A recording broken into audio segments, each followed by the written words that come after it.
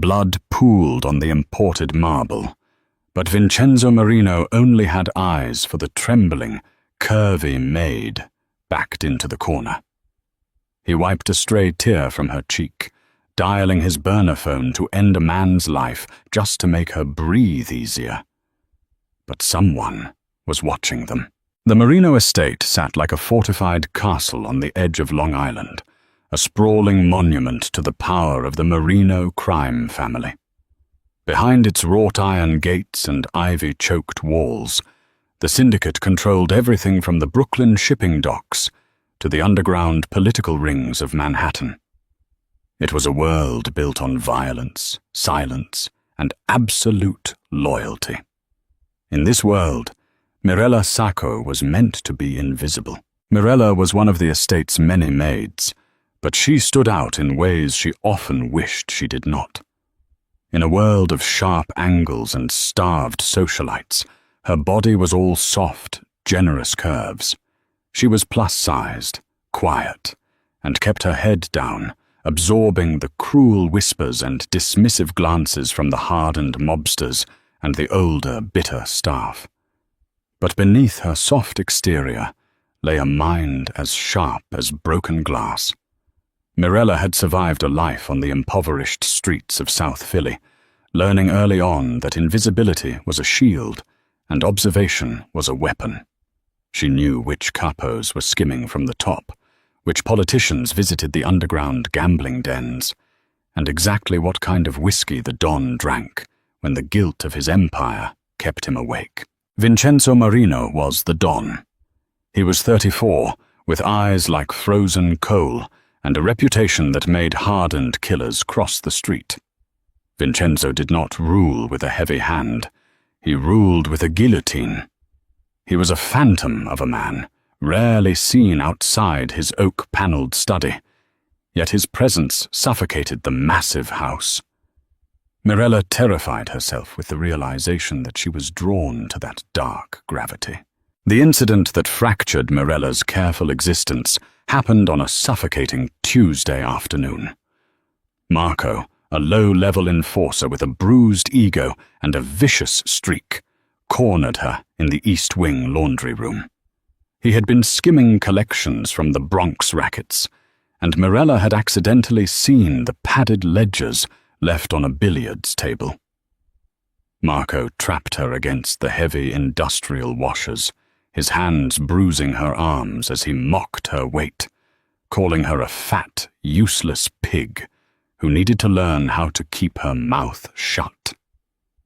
He promised to make her disappear if she breathed a word. Mirella did not scream. Her heart hammered wildly against her ribs, but the steel in her spine snapped into place. She drove the heel of her heavy work shoe directly into Marco's instep, hard enough to crack bone, and pushed past him. She escaped into the labyrinth of the estate, her breath coming in ragged gasps, until she reached the one place no one ever went, the glass conservatory at the edge of the cliffs. Surrounded by blooming nightshade and overgrown orchids, the adrenaline finally crashed. The sheer terror of her reality, the constant belittlement, and the threat to her life broke the dam. Mirella collapsed onto a wrought-iron bench, buried her face in her hands, and began to weep. Her tears were silent, violent tremors that shook her plush frame. She did not hear the door open. She only felt the sudden, crushing shift in the air. Vincenzo Marino stood in the doorway. He wore a charcoal suit, the jacket discarded, the sleeves of his black shirt rolled up to reveal a landscape of brutal ink-black tattoos. He hated noise. He hated weakness. Yet, as he stared at the sobbing, chubby maid in her wrinkled uniform, irritation never came. Instead, a strange, possessive fury ignited in his chest. "Who did this to you?" Vincenzo asked. His voice was a low, gravelly rasp that demanded total obedience. Mirella tried to look away, tried to apologize and scurry back to the shadows, but Vincenzo reached out. His large, calloused hand gripped her chin, forcing her to look at him. His thumb brushed over the forming bruise on her jawline. The touch was impossibly gentle for a man who tore out throats for a living. "Marco," she whispered, her voice trembling but her gaze holding his. She refused to cower. She told him about the ledgers, the threats, the bruising grip. She braced herself for Vincenzo to call her a liar, to side with his made man over a replaceable maid. Vincenzo did not blink. He pulled a black burner phone from his pocket. He dialed a single number, his cold eyes locked entirely on Mirella's soft, flushed face. "Find Marco in the East Wing," Vincenzo commanded into the receiver. "Break his hands, then put him in the trunk of the Lincoln and take him to the Jersey salvage yard. He is no longer part of this family." He hung up, the sound of the plastic snapping shut echoing in the humid greenhouse. He looked back at Mirella, his gaze trailing over her full figure, dropping to the curves hidden beneath her oversized uniform, and returning to her wide, intelligent eyes. "No one touches what is mine," Vincenzo murmured, sealing her fate in a single breath. By the end of the week, Mirella was no longer a maid. Vincenzo had her uniform burned. He moved her out of the cramped servant quarters and into a sprawling suite adjacent to his master bedroom on the top floor. To the rest of the syndicate, she was reclassified as his personal assistant, but the underbosses whispered in the smoke-filled corridors. The ruthless Don of New York, the man who had never taken a woman as anything more than a fleeting, calculated transaction, had elevated a plus-sized nobody of a maid to his inner circle. Vincenzo's obsession grew like a creeping vine. He found himself addicted to the contrast she brought into his blood-soaked life. He loved her softness, the way her lush curves felt beneath his scarred hands when he would corner her in the library, pressing her against the bookshelves just to breathe in the scent of vanilla and lavender on her skin. But it was not just her body that captivated him. It was her mind. Mirella began organizing his chaotic schedules, quietly pointing out discrepancies in the syndicate's front businesses, and proving that she possessed a tactical brilliance that rivaled his oldest advisors. She was his sanctuary and his greatest vulnerability, and in the criminal underworld, vulnerability was a death sentence. Enter Lorraine Kessler. Lorraine was the icy, calculating heiress of the Kessler Syndicate, a brutal organization operating out of Chicago, with their sights set on a massive East Coast expansion. She was everything Mirella was not, razor-thin, aristocratic, dripping in inherited diamonds, and entirely devoid of a human soul. Lorraine had come to New York under the guise of negotiating a peace treaty and a distribution merger with the Marinos. In reality, she was looking for the structural weaknesses in Vincenzo's empire, preparing to tear it down from the inside.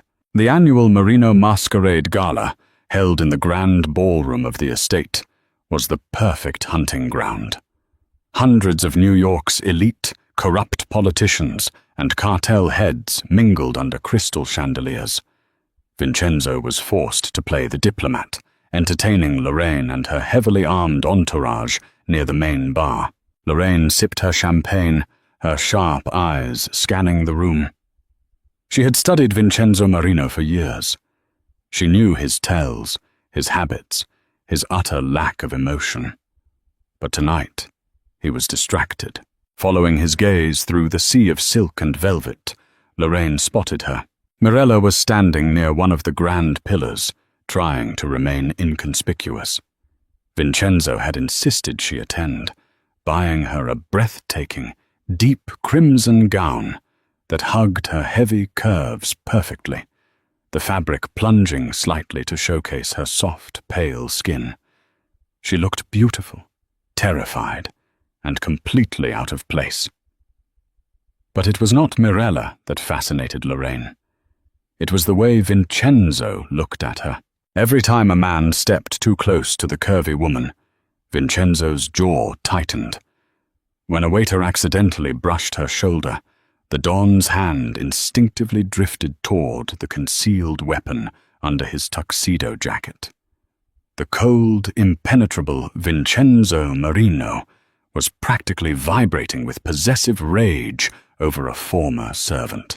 "Well, well," Lorraine purred to her second-in-command, keeping her voice drowned out by the string quartet.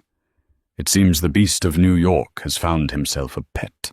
Lorraine slipped away from the bar, her mind spinning a deadly web.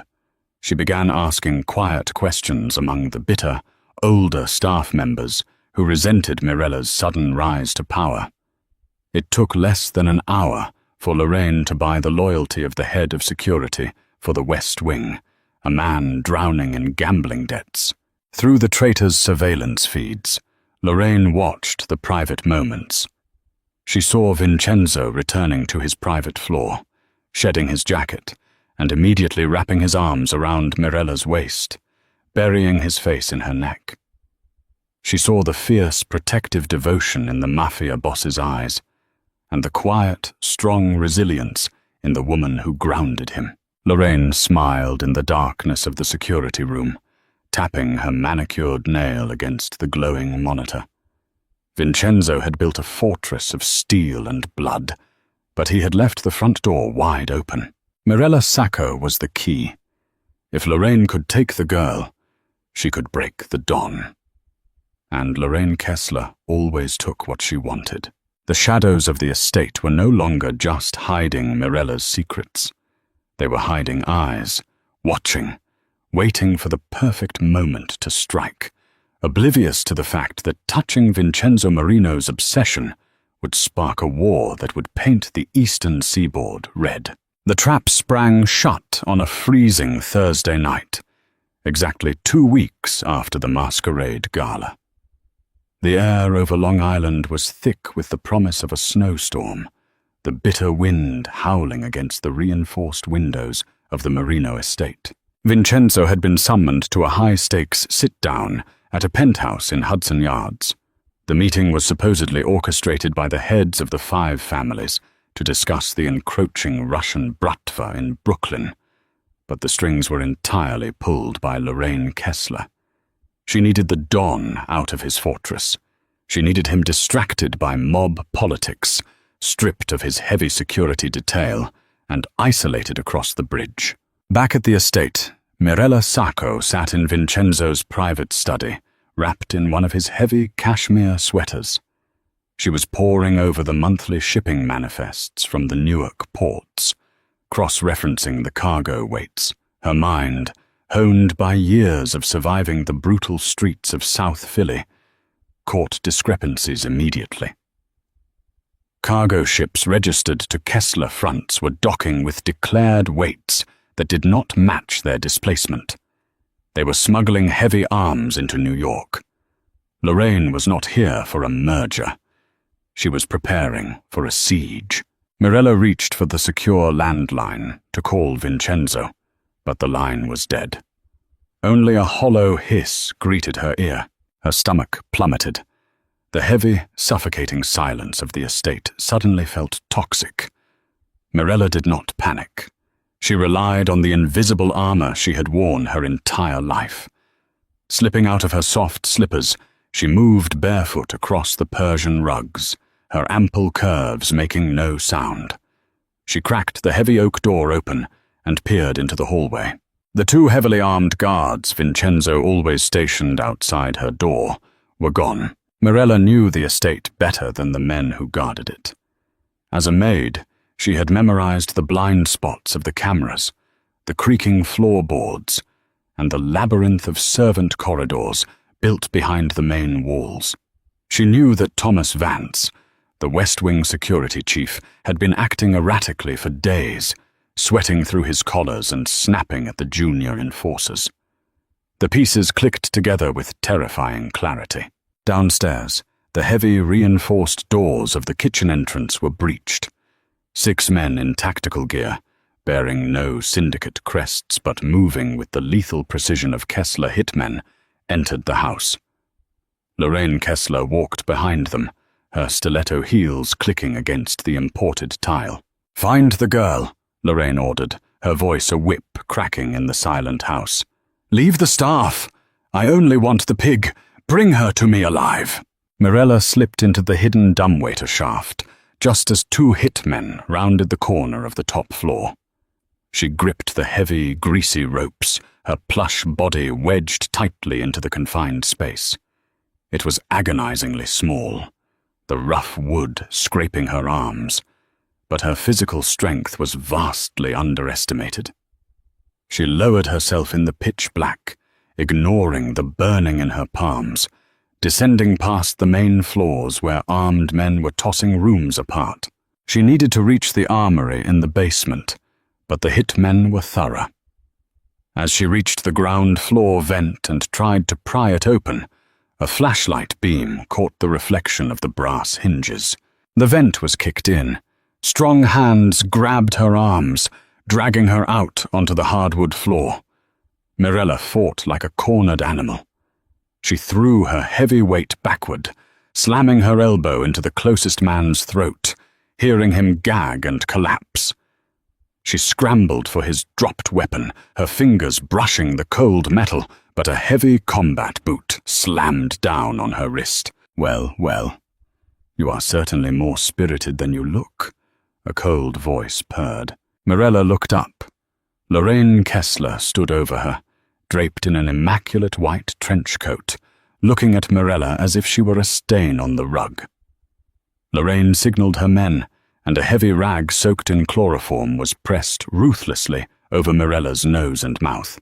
As the world dissolved into violent darkness, Mirella focused her fading consciousness on one single thought.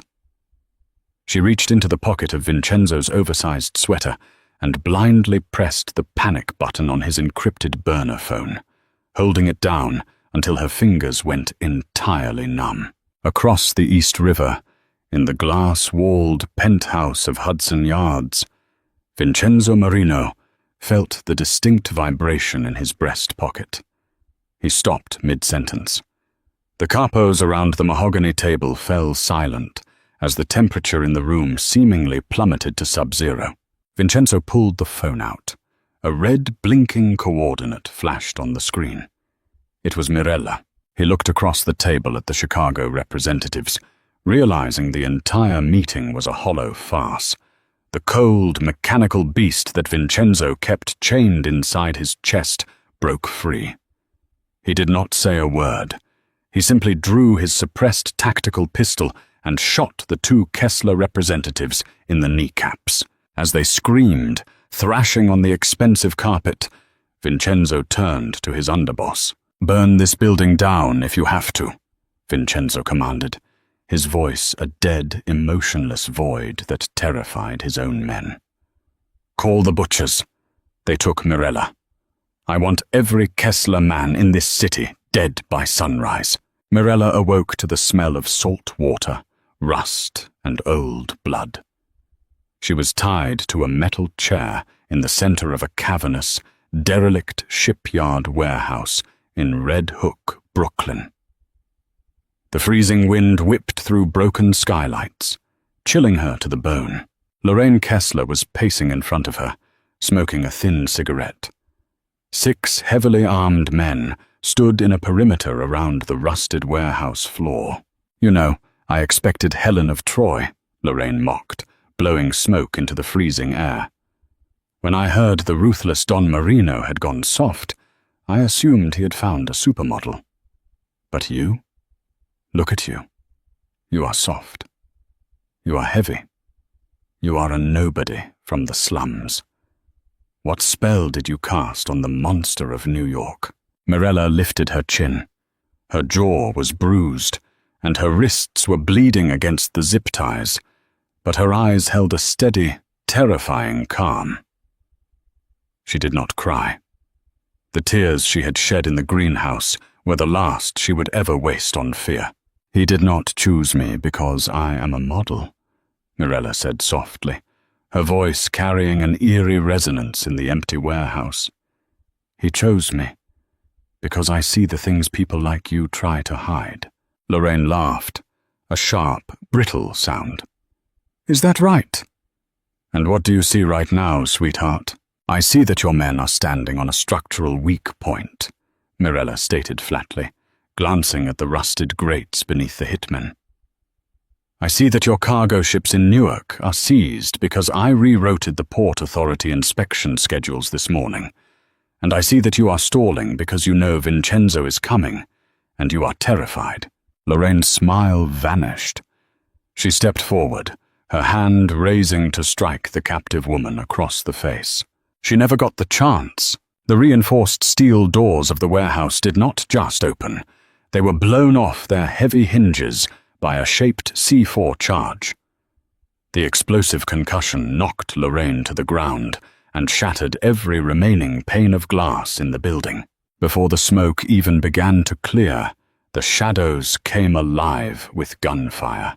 Vincenzo's elite execution squad swarmed the building like predatory wolves. The Kessler hitmen were cut down with ruthless surgical precision. There was no shouting, no demands for surrender. The Marino Syndicate did not take prisoners when their Don was wronged. Vincenzo walked through the clearing smoke, a customized assault rifle in his hands. He wore no tactical gear, just his tailored charcoal suit, now dusted with concrete powder. He looked like the devil himself, summoned straight from the depths of hell. Lorraine scrambled backward, screaming for her remaining men, but the warehouse was already a graveyard. She fumbled for the silver pistol in her coat, but Vincenzo did not even break his stride. He fired a single round, shattering Lorraine's right shoulder, pinning her to the rusted floorboards. Vincenzo ignored the bleeding heiress, screaming on the ground. He dropped his rifle and crossed the floor to Mirella.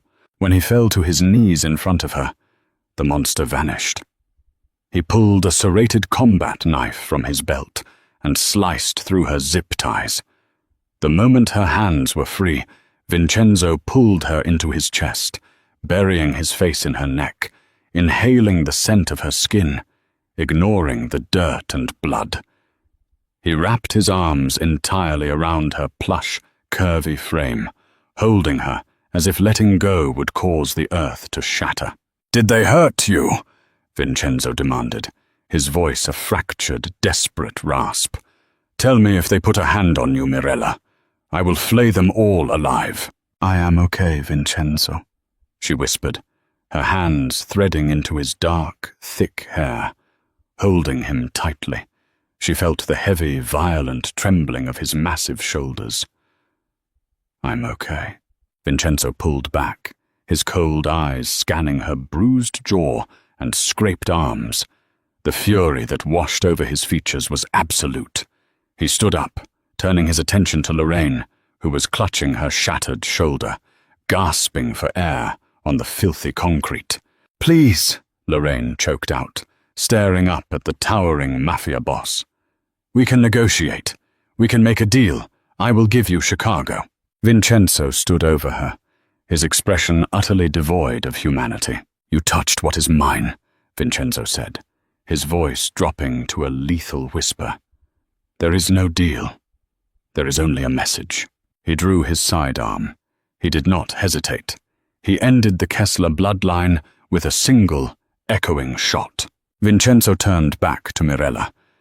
He did not call for his men to help her. He walked over, slipped his arms under her knees and behind her back, and lifted her heavy, generous curves effortlessly against his chest. Mirella rested her head against his shoulder, listening to the steady, powerful rhythm of his heart as he carried her out of the blood-soaked warehouse and into the freezing Brooklyn night. By the following week, the underworld of the Eastern Seaboard had fundamentally shifted. The Kessler Syndicate collapsed, their territories consumed by the Marinos. The traitor, Thomas Vance, was never seen again, though rumors of a barrel at the bottom of the Atlantic circulated among the enforcers. The Marino estate was fortified with triple the security.